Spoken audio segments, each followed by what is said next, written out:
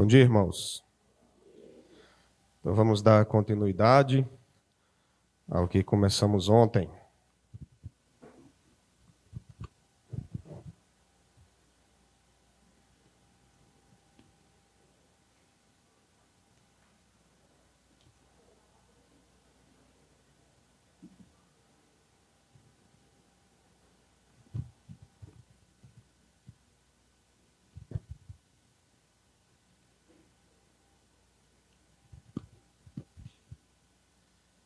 Então ontem nós começamos a falar sobre o tema, família, um investimento que vale a pena. E a nossa ideia inicial foi criar nos irmãos alguns questionamentos, propositalmente criar esses questionamentos. Dentro dessa última parte da frase, a ideia de valer a pena. Vale a pena mesmo? Vale a pena investir na família?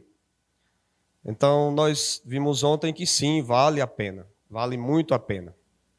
Porque é na família, é quando o homem deixa pai e mãe, se une à sua mulher, e Deus abençoa esta união com filhos.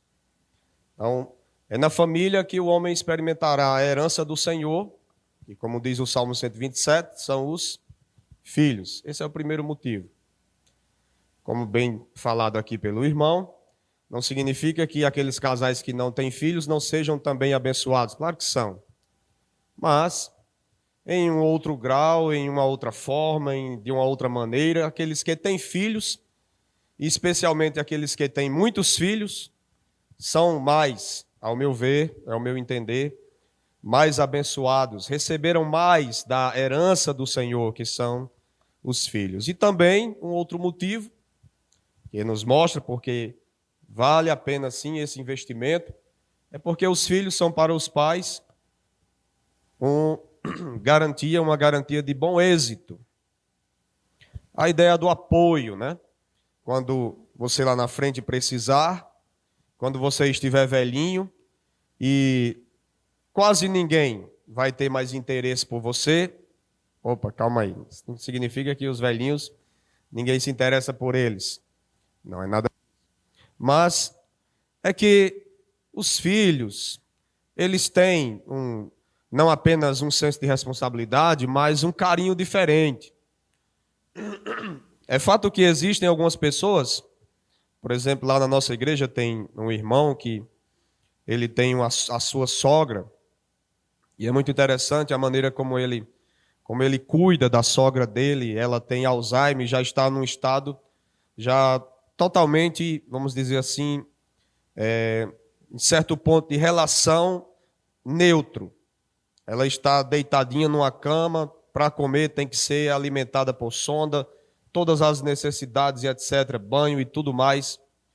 Então, é preciso estar nas mãos das pessoas, como se diz, Ficou nesse estado de depender das mãos dos outros. E quem cuida dessa senhora é o genro. Eles não têm filhos e ele cuida da sogra como se fosse uma filha, inclusive chamando-a de minha filha e etc., cuidando assim de uma maneira espetacular e impressionante o modo como ele cuida da sua sogra. Mas é esperado que dos filhos exista ou venha esta ação. Então, quando isso acontece da parte de um genro, é até, assim, de uma certa maneira, impressionante, no caso dele. Não que nós, que somos genros, não queremos o bem, não cuidamos de nossas sogras, não se trata disso. Mas o mais esperado, o mais natural, o mais comum é que os filhos tenham essa preocupação, essa atenção, que cuidem. E aí você vê na internet diversos vídeos, inúmeros vídeos, por exemplo, de homens já adultos tomando banho com o pai, um banho de torneira, um banho de mangueira, Ou dando banho num pai como se fosse uma criança, levando nos braços. E tem até um aí que rola recentemente, passa aí recentemente, está nas redes, o pai comendo, aparentemente já com Alzheimer também, ou apenas com a questão da idade, a caduquice, né? Quando nós conhecemos essa expressão, quando os mais velhos chegam àquele estado de não reconhecer mais as pessoas, de não ter mais total domínio sobre suas ações, inclusive o ato de comer, de se alimentar, e o filho lá à mesa com o pai, dando comida ao pai, dizendo, olha, o senhor tem que comer tudo. E ele lá, o pai já bem velhinho comendo e tal, e aí o pai pergunta pela sobremesa, e cadê a sobremesa? Aí o filho, não, a sobremesa é só depois que comer tudo. Não foi assim que o senhor me ensinou? Aí ele concorda. Enfim, o filho cuidando do pai ali como antes o pai fazia com ele. Então, os filhos são para os pais garantia de bom êxito, de apoio, de segurança. Os filhos são para nós isso. Então, se você ainda não tem filhos, mas tem sobrinhos, espero que tenha, os seus sobrinhos podem ser para você também esse tipo de apoio, né? Nós temos lá uma irmã da minha esposa que não tem filhos, não pôde ter filhos. Inclusive, nós colocamos o nome da nossa primeira filha aí, Érica. Foi uma escolha dela. Ela tinha muita vontade de ter uma filha e, se tivesse, iria colocar esse nome Érica. E aí, muito cedo, no casamento, teve um problema, fez esterectomia, não pôde ter filhos. E quando a Elisângela, que é a sua irmã mais nova, né? Quando a Elisângela, então, engravidou, e aí, já a possibilidade de ser uma menina, a Elisângela sempre pensou, antes mesmo de nós casarmos, sempre pensou que, caso tivesse uma filha, colocaria esse nome, em homenagem à irmã, que tinha essa grande vontade e não pôde. E aí, não apenas Érica, mas Jonatas são para esse casal, esse meu concunhado e a minha cunhada, são como filhos. Eles ajudam bastante, apoiam, tratam muito bem e fazem até juras, né? Olha, quando nós partirmos, a casa, eles têm 2 casas, a casa dali vai ser de fulano, a outra casa ali vai ser de ciclano, já estão deixando até herança para os nossos filhos. No caso, os tios deixando herança aí para os sobrinhos. Enfim, há outros também, um outro casal aí de colegas, o pastor Israel e Diomar, e aí nós temos uma amizade já longa, desde a época do seminário, e eles também não têm filhos, mas a Érica diz, brincando lá com eles, né, quando fala, quando vocês estiverem velhos, nós vamos fazer um tipo de casa de repouso, asilo não, casa de repouso, e vamos colocar vocês lá para a gente cuidar de vocês. Então, aí Diomar de vez em quando fica fazendo essa cobrança a Érica, né? Então já é um compromisso aí que ela tem feito com Diomar, a esposa do pastor Israel. Nós vamos cuidar também dele, né?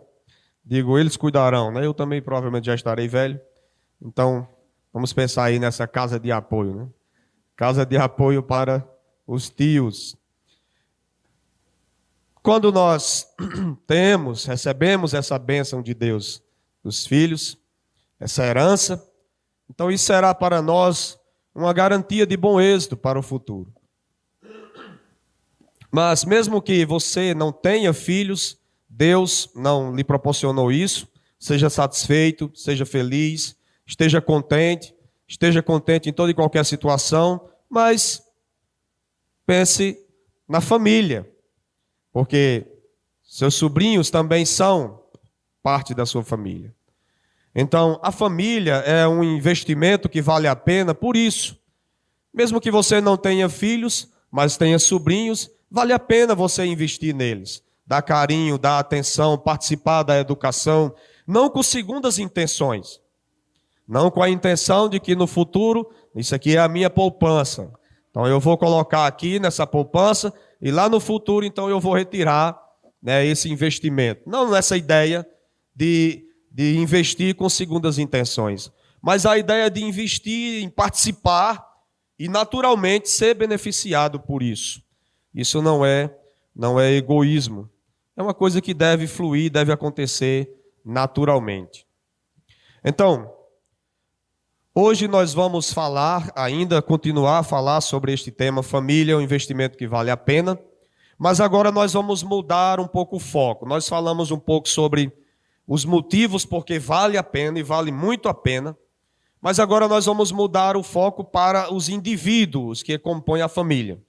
Primeiro falando ao homem e à noite falando às mulheres. Então a família, ela é constituída por homem e mulher e consequentemente ou não os filhos. Então família é homem e mulher. Deixe o homem, a sua mãe, o seu pai, tome a sua esposa, tornem-se uma só carne. Então aí está a constituição, biblicamente falando, a criação e a constituição, a instituição família. Mas o homem, ele precisa entender as suas responsabilidades para desenvolver corretamente o seu papel. Então, família é algo bom, é excelente. Quando nós temos uma família grande, uma família que nos apoia, uma família que nos ajuda, uma família com a qual podemos contar, isso é bom, é excelente. Mas não é um investimento que se faz de qualquer maneira. É preciso preparo. É preciso saber onde se está investindo, como se está investindo, para que de fato possa ter bom êxito, para que de fato possa valer a pena, possa trazer o bem. É fato indiscutível que há muitas famílias por aí que nós olhamos e infelizmente nós concluímos: essa família aí infelizmente não está valendo a pena. É muito problema. É um homem que não sabe o que é ser homem e assumir suas responsabilidades. É uma mulher que não sabe o que é ser mulher e assumir suas responsabilidades. São filhos mal criados. E aí esses filhos mal criados geram outros filhos que colocam nas costas dos avós. Então há certas famílias por aí que nós olhamos e dizemos: essa família não está valendo a pena. Não valeu o investimento. Mas por que é que isso aconteceu? É porque, inegavelmente, indiscutivelmente, nós faremos parte de alguma família. Então você é parte de alguma família. E às vezes, você não vai evitar, vai constituir ou formar uma outra família. E se despreparado você estiver para formar essa outra família, se você estiver despreparado para fazer esse investimento, então ao final não vai compensar, não vai valer a pena. E aí, às vezes, por esse motivo do despreparo, pela falta de conhecimento e aplicação dos conhecimentos certos, então as pessoas às vezes pensam em desistir. Separação, abandono de filhos, deixam os filhos aí que nem, como diz o ditado, batata na areia do rio, né? Você sabe como é batata na areia do rio? Vem a enchente e a batata desce, né? Vem a enchente e a batata desce de novo. E vem outra enchente e vai lá a batata. E um dia ela vai descendo e vai parar em algum lugar. Ninguém sabe ao certo o destino da batata. Então não se planta batata na areia do rio, porque quando vier a enchente, a batata vai descer. Então tem muito menino por aí igual a batata. Você conhece algum menino batata? O menino parece que não tem pai, parece que não tem mãe. Por quê? Porque o homem, a mulher, uniram-se, formaram outra vida, transmitiram a vida, criaram ali a partir deles aquele outro ser, e aquele ser não está sendo devidamente instruído e bem criado, porque aqueles que o constituíram não estavam preparados. Então hoje a mensagem e a palestra vai mais nesse rumo, nesse sentido. A família é um investimento que vale a pena, mas para se fazer o investimento é preciso estar preparado. Precisa estar preparado. Pense na ideia de investimento: tempo, recursos, esforços. Quando você vai investir em alguma coisa, você não faz isso de qualquer maneira. Quem gosta de fazer investimentos aí? Vamos imaginar que você tem uma quantia grande aí de dinheiro na sua poupança, na sua conta bancária. E aí, certo dia, você resolve investir esse dinheiro. Aí você amanhece o dia, vou fazer um investimento. Vou investir em gado. Vou investir em porcos. Vou investir, sei lá em quê, na construção civil. Vou investir. Não é assim que se faz investimentos. Você não simplesmente dá ali um estalo e resolve investir em alguma coisa. Você pensa, você ouve as opiniões, você avalia, para tomar a decisão, enfim, de investir, você tem todo um contexto antes de tomar essa decisão. E às vezes, mesmo diante de tantas análises, de tantos estudos e de tantos pensamentos, você ainda faz o investimento errado e perde o seu dinheiro, né? Isso aqui falando do campo e do investimento de recursos financeiros. E agora falando no investimento família, também é necessário estar preparado. É necessário estar preparado. Ontem eu disse brincando, você já tem orado por sua Rebeca? E aí na brincadeira também eu disse, tem alguma Rebeca por aí? Depois o pastor me disse que tem uma Rebeca por aí, né? Mas a Rebeca que está por aí ainda é muito jovem, Rebeca no nome mesmo, né? Ainda é muito nova, há pelo menos aí mais uns 20 anos, né, papai? 20 ou 30 anos aí para a Rebeca chegar aí ao ponto de ser encontrada por alguém. Pelo menos a minha Rebeca ali já está com amizade lá, mas pelo menos aqui há uns 30 anos ou 35 é que ela vai passar o nível aí da amizade, né? Porque a gente se preocupa que essa amizade dê certo, né? Que esteja pronta para fazer o investimento e que o indivíduo esteja pronto para fazer o investimento. A gente tem essa preocupação como pais. E esses os motivos de porque nós, na nossa concepção, não há pressa, né? Não há por que pressa nisso. Enfim, irmãos, como eu já disse, repito, hoje nós vamos falar sobre o ponto de vista do homem, suas responsabilidades, para que esse possa entender o que deve fazer, o que é esperado dele, para que ele possa, enfim, tomar a decisão e a iniciativa de começar o seu investimento. O início do investimento, como o início de tudo na vida cristã, é oração, né? É oração. Então, a oração deve orar, com paciência deve orar.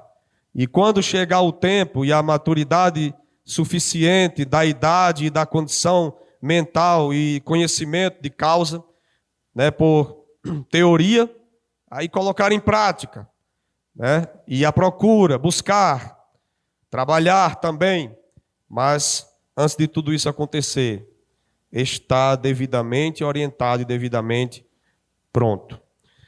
Então, pensando do ponto de vista do homem, a sua responsabilidade, que ele deve conhecer antes de fazer o investimento que vale a pena, investimento em quê? Qual é o investimento que vale a pena? Investimento em quê? Na família. Então, antes de fazer esse investimento na família, ele deve ter alguns conhecimentos. Ele deve saber o que lhe aguarda, o que lhe espera. Ele deve entender, ele deve pensar, ele deve cogitar, imaginar o que precisará fazer e imaginar com bastante antecedência para quando necessitar fazer, estar bem treinado ou pelo menos bem preparado para isso, diante das possibilidades, diante do que for possível. E afinal de contas, o que é que o homem deve saber? Quais são as responsabilidades que ele deve conhecer, que terá, para que esse investimento dê certo? Então nós vamos ver aqui 4 apenas. E essas responsabilidades que caberão ao homem, não apenas ao homem, mas estamos falando dos homens, à noite a gente fala das mulheres, né? Essa responsabilidade, ou essas responsabilidades são ensinar, prover, controlar e amar. Para começar o investimento na família e para que esse investimento de fato valha a pena, você, homem, precisa conhecer, saber que será exigido de você isso. Ensinar, prover, controlar e amar. Ensinar a quem? Prover o que a quem? Controlar quem? Amar a quem? Obviamente, aos membros do investimento, a família. Vamos ver então alguns textos que apontam para essa responsabilidade do homem. Entre eles, nós vamos começar aí com Deuteronômio. Deuteronômio capítulo 4. Estamos falando aí sobre família, um investimento que vale a pena. Ontem nós vimos 2 motivos por que vale a pena o investimento. E hoje nós vamos falar do ponto de vista, agora de manhã, do ponto de vista do homem, o que ele precisa saber, o que ele precisa entender, o que ele precisa conhecer, para que o investimento, família, possa valer a pena. Ele tem que saber de algumas coisas. Não é simplesmente chegar aí e meter a cara. Vou formar uma família para mim. Vou procurar aí, uma costela e vou namorar e vou casar. Não vou nem demorar. Cerca de 1 mês ou 2, o namoro, o noivado e casamento. E vai dar certo isso? Logo se vem a pergunta, né? Quando pessoas resolvem se unir em casamento, diante de uma experiência de uma amizade, né? Que não existe namoro, uma amizade de 3 meses, então é natural que se questione, é natural que se pergunte, será que isso vai dar certo? É tempo suficiente? Então, não é uma coisa, a família como investimento, não é uma coisa que se mete a cara de qualquer jeito. Não é uma coisa que se faz de qualquer maneira, é preciso conhecimento. O homem, antes de resolver fazer esse investimento, ele precisa saber o que será esperado dele. Porque do contrário, lá na frente, ele pode se arrepender e pode pensar, chegar à conclusão de que não valeu a pena. É problema demais. É problema demais, diz a irmã Priscila. O Eugênio é muito difícil. Não é, pastor?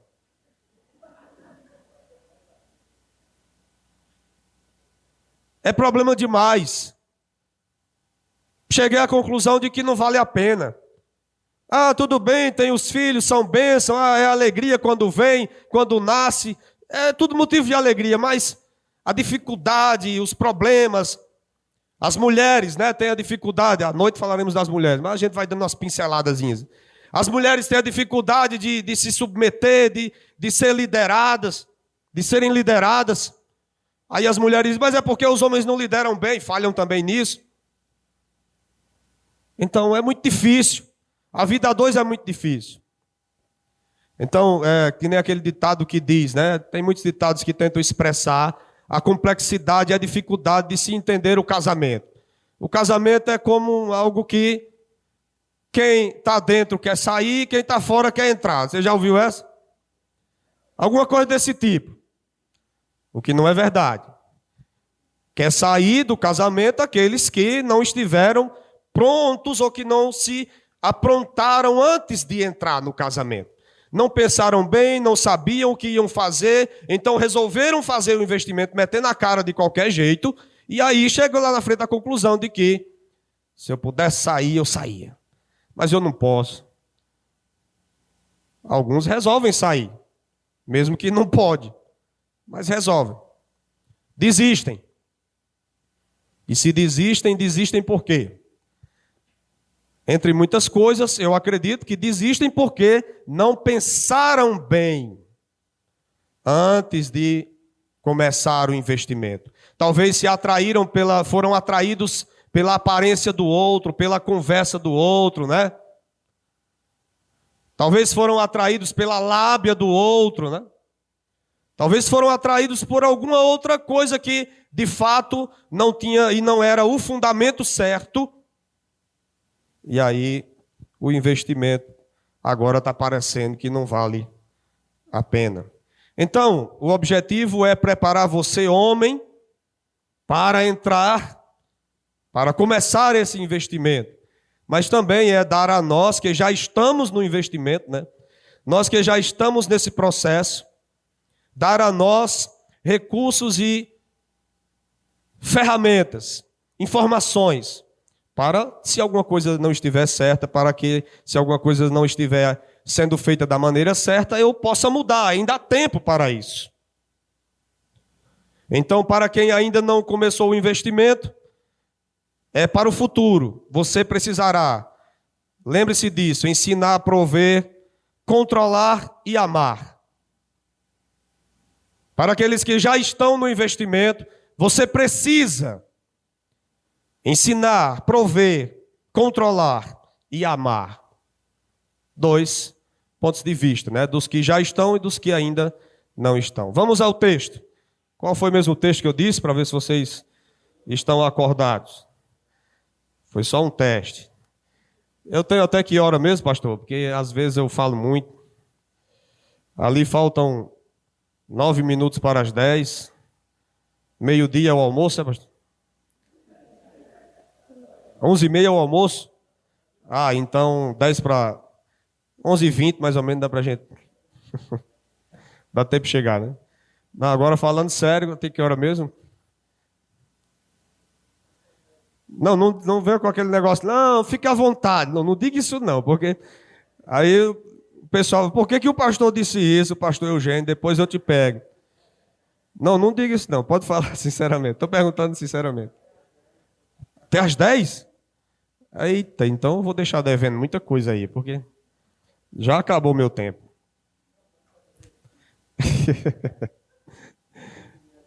Para diminuir a dívida, né? É porque eu vou confessar aqui um problema para os irmãos. Eu tenho uma dificuldade. A gente prepara tudo, organiza tudo, escreve algumas coisas. Geralmente as minhas mensagens é só um esboço simples. Mas aí na hora de entregar a mensagem vem outras coisas, a gente vai falando e vai falando e vai falando. E se o esboço tem 4 pontos, geralmente eu passo por 2. Não dá tempo de chegar ao 4. Eu fico devendo sempre. Então na aula de homilética e oratória eu já ia ser reprovado aí, né? Se fosse uma aula de seminário. Mas vamos ver aqui o que o tempo nos permite. Aí geralmente eu ouço ao final, né? Não sei se vai ser o que acontece aqui. Eita, pastor, outro dia nós temos que chamar o senhor para o senhor continuar. Eu sempre ouço isso. Mas os convites não são renovados sempre, não. Então, não sei se era apenas um consolo, né? Outra vez um irmão disse para mim, eu preguei bastante, aí ao final o irmão disse, pastor, os entendedores entenderão, né? Pastor, opa meu irmão, pastor, a diferença entre o remédio e o veneno é só a dose. Que é isso? O senhor está querendo dizer que eu falei demais, né? Foi tempo demais. Então já estava partindo para veneno, não mais para remédio, né? Então, vamos lá. Vamos ver se a gente fica no remédio e não vai para o veneno. Recapitulando o que já disse até aqui, isso também é o que eu faço muito. Por isso também creio que, mesmo que eu não consiga passar por tudo, o que é dito é aproveitável. Nós estamos falando sobre família, um investimento que vale a pena, mas esse investimento não deve ser feito de qualquer maneira. Não se faz esse investimento de qualquer maneira, ainda mais esse investimento, família, não é de qualquer maneira. Então, para podermos começar ou pensar nesse investimento, é necessário saber de algumas coisas. Então, do ponto de vista do homem, o que é que ele precisa saber? Ele precisa saber que para esse investimento valer a pena, ele tem responsabilidades. Que responsabilidades são essas, irmãos? Ensinar, prover, controlar e amar. Isso para quem está pensando em fazer o investimento. E para aqueles que já estão no investimento, se estão falhando nesses quesitos, ainda há tempo de se corrigir. Mas para que o investimento que você está fazendo e que eu estou fazendo possa valer a pena, a gente tem que entender essas responsabilidades, buscar cumprir essas responsabilidades, para que lá na frente, mesmo com os erros que nós vamos cometer, lá na frente a gente possa olhar para trás e dizer: apesar de mim, a minha família vale a pena. Apesar de você mesmo, miserável pecador que é e miserável pecador que sou, se você depender de Deus e procurar cumprir as responsabilidades que Ele espera de você, lá na frente você poderá dizer: o investimento valeu a pena. Ensinar. Deuteronômio capítulo 4, versículo 9. Deuteronômio capítulo 4, versículo 9. O homem tem a responsabilidade de ensinar.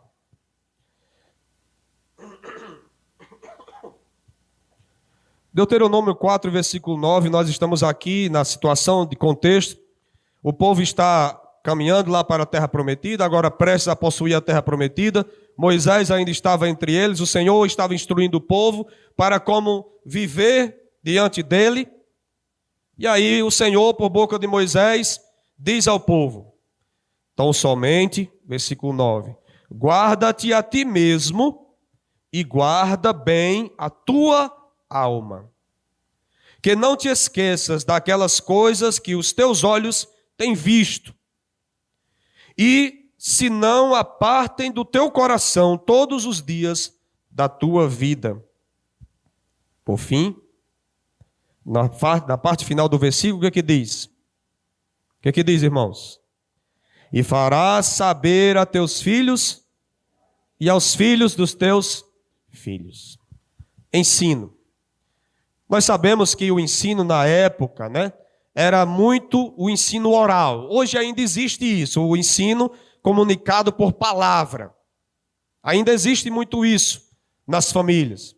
Especialmente, quando nós já somos vovôs, ou quando somos pais de crianças pequenas e já bem maduros, Então nós sempre aproveitamos, quando ainda somos jovens, nós não atentamos muito para isso. Mas quando já passamos de uma certa idade, nós atentamos para a importância de estarmos sempre conversando com os nossos filhos, instruindo os nossos filhos. Então isso ainda é uma coisa que existe. Mas hoje, para a nossa felicidade, além da comunicação oral, existe a comunicação escrita. Então esse povo, nesta época, não tinha essa comunicação escrita que nós temos, lendo inclusive a história deles e suas experiências. É para nós uma bênção. Mas para essa situação, a recomendação para aquele momento é muito interessante. O Senhor, por boca do seu servo Moisés, diz ao povo: cuidem de vocês mesmos. Guardem primeiro as vossas almas. Não esqueçam, pessoalmente vocês não esqueçam o que eu tenho feito e o que tem acontecido. Não esqueçam. E depois de cuidarem de vocês mesmos, comuniquem aos seus filhos e aos filhos dos seus filhos tudo o que eu tenho feito. Então o homem, para poder fazer esse investimento de um modo que venha a valer a pena, ele precisa entender que é sua competência, é sua responsabilidade ensinar. Mas ensinar de que maneira? De qualquer jeito? Eu não sei se acontece aqui, mas em muitos lugares acontece. Mas aqui não, Na Ebenezer é diferente. Os pais vêm para a escola dominical, deixam os filhos e vão para casa. Aqui não acontece, graças a Deus, Mas em alguns lugares acontece isso. O pai chega, deixa as crianças, porque as crianças precisam aprender. As crianças precisam de instrução. Eu não. Está errado. Não é assim que se ensina. O ensino deve partir de um autocuidado, em uma autoanálise de vida prática, de vida com Deus. Eu analiso a minha vida, eu analiso as minhas práticas. Eu analiso a minha vida diante de Deus. Então, em seguida, eu passo a ensinar aos meus filhos. Não apenas aos meus filhos, mas à esposa também. E vice-versa, né? Mas nós estamos falando aqui da responsabilidade do homem. Então, muitas vezes, o investimento não dá certo. Porque o homem quer ensinar aos filhos, mas não se preocupa com sua própria vida. E aí nós encontramos aquela clara contradição. Que o fumante, por exemplo, com o cigarro na boca e soltando fumaça, diz, olha, não fume. Não fume, o cigarro mata. O cigarro mata. Dá câncer. Câncer de pulmão, câncer de faringe, câncer de várias outras coisas, de garganta. Não fume. E soltando a fumaça. Aí a criança olha para o pai ou para a mãe que diz, não fume com o cigarro na mão, e diz, não minta. O pai ou a mãe diz para o filho, não minta. O pai da mentira é quem? É o diabo. Isso lhe é próprio, porque ele mente desde o princípio. Não minta. E aí, o filho escuta o pai e a mãe dizer, não minta. A mentira é do diabo. Tá certo, papai. Daqui a pouco o filho vê o pai ou a mãe, mas aqui nós estamos falando do pai, né, do homem, vê o pai mentindo. E aí, esse ensino funciona? Funciona, gente? Não funciona. Para ensinar, então você, homem, que está pretendendo fazer aí o investimento, você vai precisar ensinar, e quando você for ensinar, antes de ensinar, você precisa primeiro cuidar de você mesmo. Aí depois você passa o ensino. Porque aquele a quem você está ensinando vai olhar para você, e se for incoerente, se houver uma disparidade entre o que você está dizendo e o que você está vivendo, aquilo que você está tentando ensinar, em lugar de ser bênção, será maldição. Havia muitos outros textos que nós íamos ver aí nesse ponto, mas eu vou apenas citá-los. Se você quiser anotar, todos têm um ensino, têm um conceito, têm uma ideia que está ligada a esta ideia da responsabilidade do homem, que é ensinar. Deuteronômio 4 e 9 foi o texto que acabamos de ler. Deuteronômio 6 e 7. O ensino, ele demandará tempo, é o que diz Deuteronômio 6 e 7. Deuteronômio 6, 20 e 21. O ensino é o resgate das memórias. Deus fala lá que o povo deveria comunicar aos filhos, os pais aos filhos, o que Deus já havia feito até aquele ponto. Resgatar as memórias, Deuteronômio 6, 20 e 21. O ensino vem por meio de reafirmações. Chegando ao final do livro de Deuteronômio, capítulo 31, versículo 9 a 13, Deus vai chamar ali a atenção pelo seu servo ao povo, fazendo reafirmações. O ensino, ele vem por meio de reafirmações. Não esquecer o que cremos e por que cremos, e reafirmar diante de todos, no caso os membros da família, o que cremos e por que cremos.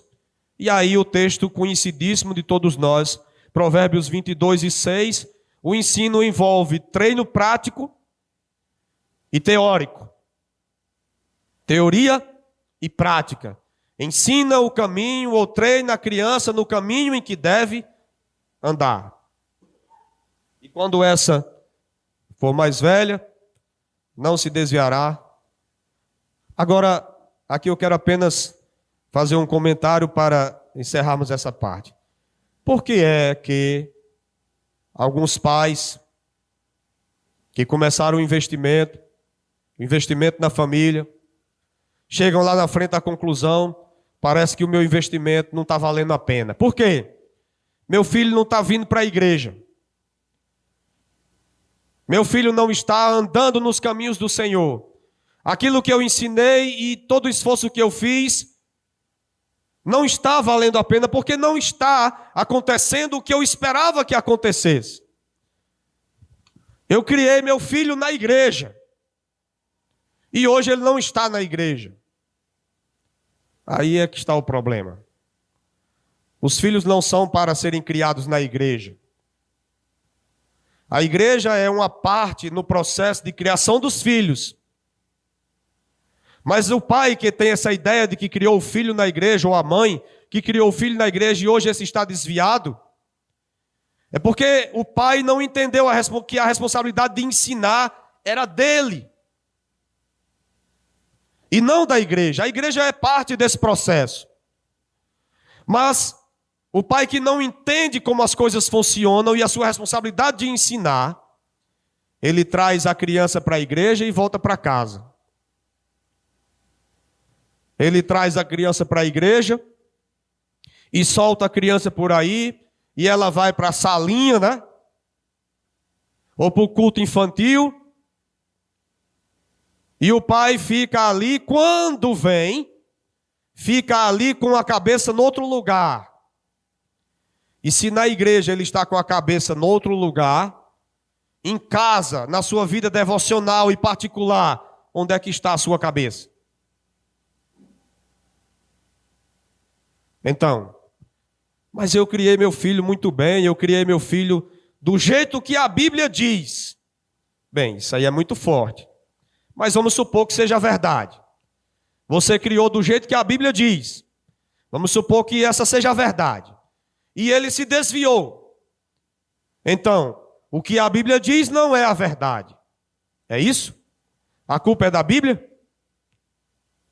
Você criou do jeito que a Bíblia diz, mas não funcionou. A culpa é da Bíblia? Ou é sua que aplicou o que a Bíblia diz? Se é que isso é a verdade, né? De quem é a culpa? A culpa é dele. Porque ele é o pecador também da história, um dos pecadores na história. Então, levando em conta, na hipótese de que criou do jeito que a Bíblia diz, se isso for verdade, né? E não deu certo, fique tranquilo. Sossegue. Acalma o teu coração, né? Como diz aí a letra da canção, né? Acalma o teu coração, porque se você fez a sua parte, você tem certeza diante de Deus que fez da melhor maneira possível, diante dos recursos que você tem,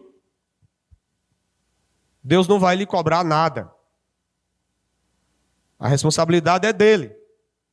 Agora, se você sabia que a família é um investimento, e que não se faz investimento de qualquer maneira, especialmente para que esse vala a pena.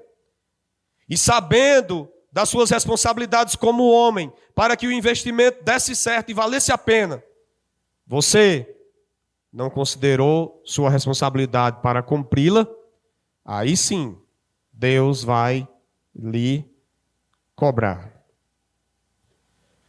Prover. Vamos lá. Lá no Salmo 127, que nós já vimos, Salmo 127, que nós já vimos, lá diz claramente que o provedor, o sustentador, o provedor é o Senhor. Ninguém discute isso. Salmo 127. Ninguém discute isso. O provedor, o sustentador é o Senhor. Não há discussão.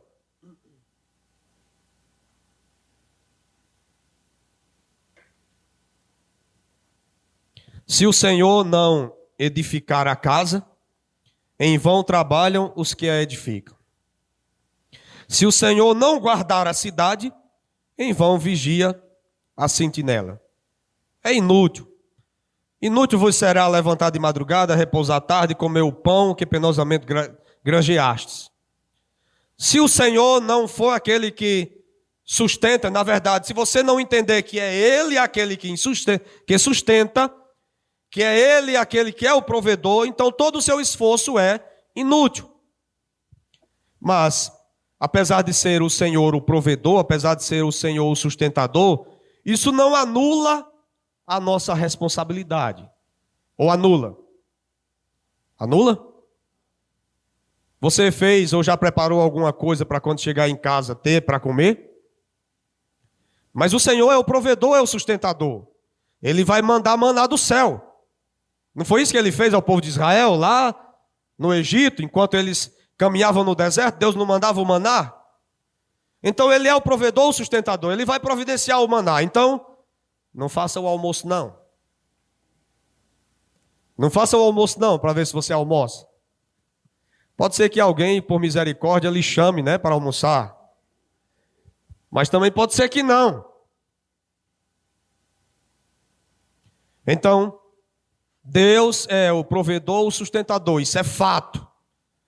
Mas, apesar de ser isso algo indiscutível, não anula a nossa responsabilidade. Nós temos a responsabilidade de, confiando em Deus e crendo que Deus nos abençoará para fazermos tudo o que formos fazer, e tudo o que formos fazer, fazermos para Ele, Ele vai nos abençoar para que tenhamos tudo o necessário. Então eu devo me envolver ou providenciar, ou no popular, me mexer, me bulir, para que as coisas aconteçam. Eu sou o provedor. Deus é o provedor e o sustentador de tudo. Mas Ele me constituiu na minha casa para ser o provedor e o sustentador da minha casa. Aqui a gente dá mais uma pincelada no assunto mulheres, né? Eu creio que o sustentador e o provedor da casa, da família, eu creio que deve ser o homem. O homem é que deve ser o provedor e o sustentador. Ainda bem que só me resta 2 minutos, eu não vou explicar mais, para não criar mais polêmica, né? Não, eu vou. O pastor está dizendo que as mulheres não podem trabalhar, é isso? Eu não estou dizendo isso. As mulheres podem, não tem nenhum problema, desde que seja necessário, podem. Mas não são as mulheres que devem sustentar e prover o sustento para casa. Já existem casos de famílias não tradicionais que as mulheres saem de casa para trabalhar e o homem fica em casa, lavando o prato, fazendo comida, cuidando dos meninos, arrumando a casa. E a mulher chega fazendo exigências, como os homens fazem, né? Chega fazendo exigências e perguntando: e você já fez isso? E você já fez aquilo? E por que você ainda não fez aquilo outro? Bem, os papéis estão invertidos. A mulher pode trabalhar? Pode, não tem nenhum problema com isso. O combinado não sai caro. Combinou com o marido, conversou, acertou, conversou isso no namoro, antes de começar o investimento, né? Conversou isso lá atrás. Não tem problema. Mas entenda, o provedor da casa é o homem. E se ele estiver desempregado? Arruma alguma coisa para fazer. E se ele não arrumar? Procure. Vá atrás de alguma coisa. Você tem que ser o provedor. Você não pode cruzar os braços e esperar que a mulher traga o sustento para casa. Porque apesar da cultura, porque apesar do mundo ensinar isso e defender isso, vai chegar um momento em que a mulher vai começar a passar no seu rosto. Ah, porque você não trabalha, só eu que estou pagando as contas, e as contas estão chegando e estão aumentando, e você está fazendo isso e poderia fazer aquilo, e você não sei o quê, e você não sei o quê. E a família vai ficar em situação difícil. Seja o provedor. Estou desempregado, vá fazer alguma coisa, pega um carrinho de picolé, vá vender. Peça 10 reais emprestado ao pastor e vá comprar umas balinhas e vender lá no sinal. Faça como aquelas pessoas que estão aí nos sinais aí vendendo água. Faça alguma coisa, se mexa. Lá em nós tem um ditado que diz: se mexa antes que os urubus lhe comam. Se mexa. Ah, o pastor está pegando pesado, porque eu fico em casa, eu não trabalho fora, eu trabalho em casa. É outra coisa. Eu não trabalho porque eu estou encostado, tenho um problema de saúde, eu não posso trabalhar fora no pesado ou qualquer outro tipo. É outra situação. Eu estou falando de homens que têm plena saúde, plenas condições de ser o sustentador da sua casa e vive na barra da saia da mulher.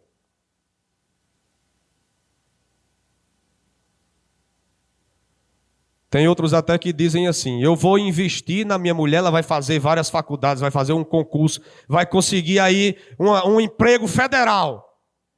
E eu não vou mais trabalhar, vou viver só viajando. Bem, não se ofenda, irmão, mas se você pensa assim, ou conhece alguém que pensa assim, precisa criar vergonha. O homem é o provedor. Deve ser o provedor. Não significa que quando necessário a mulher não possa trabalhar. Não significa isso.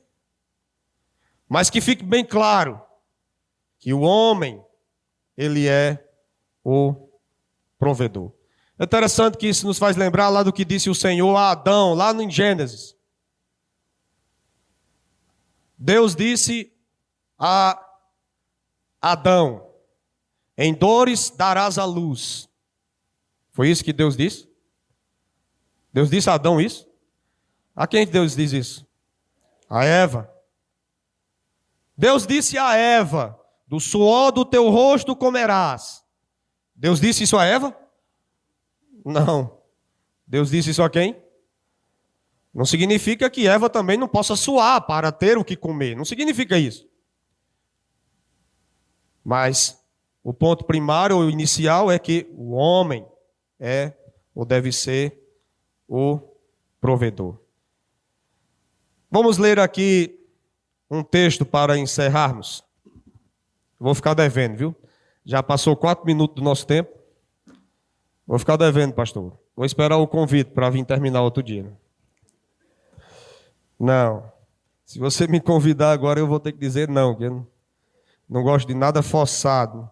Brincadeiras à parte, se não for um convite espontâneo, e agora com essa livre e espontânea pressão, então não vai rolar, né? Mas o bom é que eu também tenho o hábito de quando não dá para terminar numa ocasião, eu continuo. Então à noite a gente vai continuar, né? Então à noite os homens continuam apanhando. Se der tempo, as mulheres também apanham, mas se não, a ética diz que em mulher não se bate nem com a flor, né? Então, nos homens a gente bate com os espinhos. 2 Coríntios capítulo 12, versículo 14. Estamos falando que a família, sobre família, um investimento que vale a pena. Antes de se fazer o investimento, é preciso saber onde se está pisando, é preciso saber o que está fazendo, o que pretende fazer. Então, do ponto de vista do homem,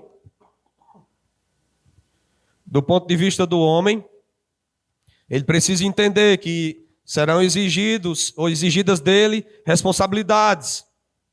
Ele tem a responsabilidade de ensinar. Ele tem a responsabilidade de prover. Deus é o sustentador. Deus é o provedor. Mas o homem tem a responsabilidade de prover. O homem não pode fugir dessa responsabilidade. Por quê? Deus nos abençoa e providencia tudo que nós necessitamos, tudo que nós precisamos para que nós possamos abençoar os nossos filhos. É o que diz 2 Coríntios 12, versículo 14. 2 Coríntios 12 e 14 diz: Eis que pela terceira vez estou pronto para ir ter convosco, e não vos serei pesado. Paulo está falando aí que iria visitar mais uma vez aquela igreja, mais uma vez aqueles irmãos, e ele tinha essa preocupação de não ser pesado, ou seja, de não criar dificuldades para os irmãos, ter que sustentá-lo. Eu não vou ser pesado a vocês, pois não vou atrás de vossos bens, mas procuro a vós outros. O meu interesse é as suas vidas. E aí ele diz: apesar de que eu até teria direito de ser sustentado por vocês, mas não é esse o meu objetivo e não é por isso que vou até onde vocês estão. E aí, para ilustrar essa ideia, ele diz: não devem os filhos entesourar para os pais, mas os pais para os filhos. Isso não nega que os filhos não possam ajudar os pais. Não nega esse fato. Os filhos podem. Inclusive, nós temos discutido e falado sobre isso. Que os filhos são para os pais garantia de bom êxito para o futuro. Mas o natural é que os pais entesourem ou guardem, acumulem para abençoar os filhos. Esse é o natural. Então, Deus nos abençoa, nós entendemos a responsabilidade de sermos provedores e entesouramos ou guardamos para abençoar os nossos filhos. E é interessante sobre essa questão de entesourar e abençoar os filhos, que os nossos pais quando começam com tanta dificuldade, que quando eles começam a contar as histórias, alguns não acreditam e outros passam a chorar. O meu sogro contava a história que quando era criança e estava dando trabalho, a mãe dele dizia, não foi criado pelo pai, foi criado apenas pela mãe, ele estava dando trabalho, a mãe dele dizia, não estava querendo comer, não estava querendo dormir, não estava querendo fazer o que era para fazer, a mãe dizia: menino, fique quieto, senão eu vou chamar a carne. E ele caía nos olhos a chorar, com medo de carne. Então, a necessidade era tão grande que carne para ele era um bicho. Às vezes nossos pais contam as necessidades que passavam lá atrás e nós sorrimos porque são histórias engraçadas.